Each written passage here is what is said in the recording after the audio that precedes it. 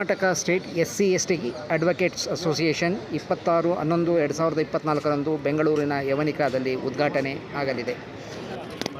ಕರ್ನಾಟಕ ರಾಜ್ಯ ಪರಿಶಿಷ್ಟ ಜಾತಿ ಪರಿಶಿಷ್ಟ ಪಂಗಡ ವಕೀಲರ ಸಂಘದ ವತಿಯಿಂದ ನೂತನ ಸಂಘದ ಉದ್ಘಾಟನಾ ಸಮಾರಂಭ ನಡೆಯಲಿದೆ. 75ನೇ ಸಂವಿಧಾನ ಸಮರ್ಪಣಾ ದಿನಾಚರಣೆಯ ಅಂಗವಾಗಿ ದಿನಾಂಕ 26/11/24 ಈ ಉದ್ಘಾಟನೆಯು ನೆರವೇರಲಿದೆ. ಇದನ್ನು ಈ ಸಂಘಟನೆಯ ಅಧ್ಯಕ್ಷರಾದ ಎಂ ಮುನಿಯಪ್ಪ ಪತ್ರಿಕಾಗೋಷ್ಠಿಯಲ್ಲಿ ತಿಳಿಸಿ. ಈ ಸಂಬಂಧ ಕರೆದಿದ್ದ ಪತ್ರಿಕಾಗೋಷ್ಠಿಯಲ್ಲಿ ಸಂಘಟನೆಯ ಅಧ್ಯಕ್ಷರಾದ M Muniyappa, Shri Bhaktavatsala, M Kumbayya, SP Suresh, Muniraju, KP Venkatesh, Gopal, TL Nagaraj, Chandrashekar, Marappa, Sampath Kumar ಇತರೆ ವಕೀಲರು ಭಾಗವಹಿಸಿದ್ದರು. ಏನು ಸಮಸ್ಯೆಗಳಿದೆ ಅದನ್ನು ಪರಿಹಾರ ಮಾಡ್ಕೋಬೇಕು.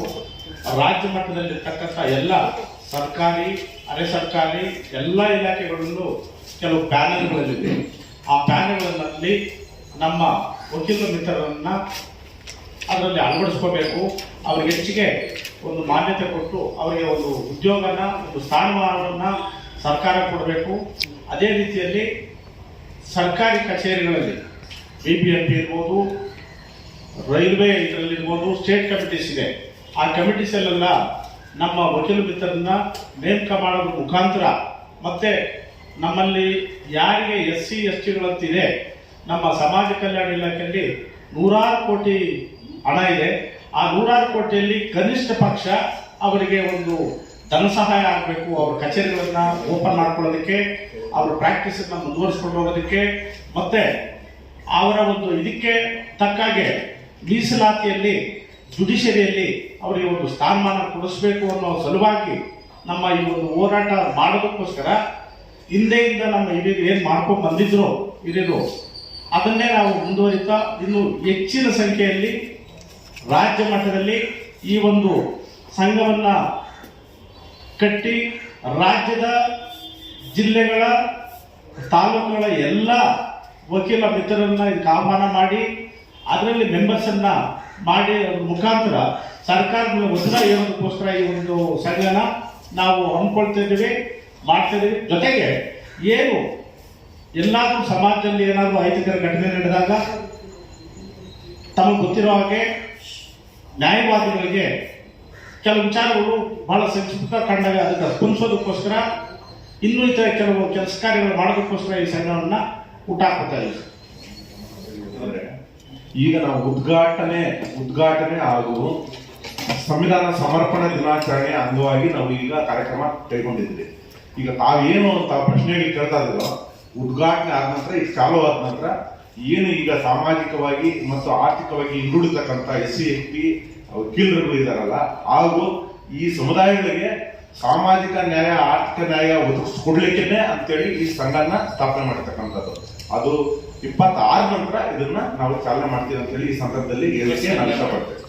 ಓಕೆ, ಅಂದ್ರೆ ಇದರ ಉದ್ದೇಶನೇ ನಿಮ್ಗೆ ತೊಂದರೆ ಆಗಿದೆ, ಅದನ್ನ ನಿವಾರಣೆ ಮಾಡ್ಕೊಳ್ಳಿಕ್ಕೆ ಮಾಡ್ತಿರೋದು. ಎಸ್, ಈಗ ಅದಕ್ಕೆ ಈ ಕ್ವಶನ್ಸ್ ರೈಸ್ ಆಗಿತ್ತು.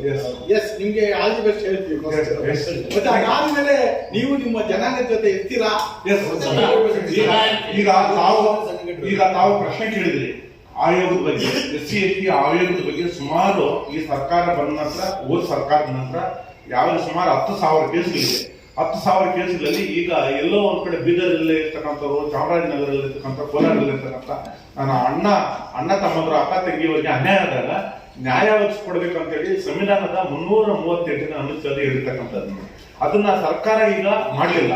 ಅದಕ್ಕೆ ನಾವು ಸರ್ಕಾರದ ಮೇಲೆ ನಾವು ವಿರುದ್ಧ ಅಂತ ಅಲ್ಲ, ಒತ್ತಾಯ ಅಂತಲ್ಲ, ಸರ್ಕಾರನ ಗಮನ ಸೆಳೆಯುವ ಮುಖಾಂತರವಾಗಿ ನಾವು ಈ ಒಂದು ಸಂಘನ ಸ್ಥಾಪನೆ ಮಾಡಿ ಅವ್ರಿಗೆ ನ್ಯಾಯ ಕೊಡಿಸಲಿಕ್ಕೆ ನಾವು ಸತತ ಪ್ರಯತ್ನ ಮಾಡ್ತೀವಿ ಅಂತ ಹೇಳಿ ಈ ಸಂದರ್ಭದಲ್ಲಿ ಹೇಳ್ತೇವೆ. ಯಾರ ವಿರುದ್ಧ ಅಲ್ಲ, ನಿಮ್ಮ ಜನಾಂಗದ ಸುರೇಶ್ ನಾವು ಹೇಳಿದ್ವಿ ಬರೀ ಜನಾಂಗದ ಪರ ಅಂತ. ಫಸ್ಟು ನಮ್ಮ ವಕೀಲ ಸಮುದಾಯದಲ್ಲಿ ಆದಂತಹ ಎಲ್ಲ ರೀತಿಯ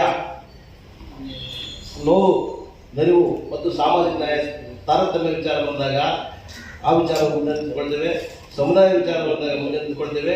ಸರ್ಕಾರಗಳು ಅಥವಾ ಸಂಬಂಧಪಟ್ಟ ಇಲಾಖೆಗಳು ಕಾಲ ಮಿತಿ ಒಳಗಡೆ ಕೆಲಸ ಮಾಡಲಿಲ್ಲ ಅಂತ ಹೇಳಿದ್ರೆ ನಾವೇ ವಕೀಲರು ಸಾರ್ವಜನಿಕ ಹಿತಾಸಕ್ತಿ ಅರ್ಜಿಗಳಾಗಿ ಕೋರ್ಟಲ್ಲಿ ಪ್ರಶ್ನೆ ಮಾಡಿ ಆ ಕೆಲಸಗಳನ್ನ ಚಾಲನೆ ಮಾಡಲು ನಾವಲ್ಲಿ ಹಿಂದೆ ಸರಿಯುವುದಿಲ್ಲ.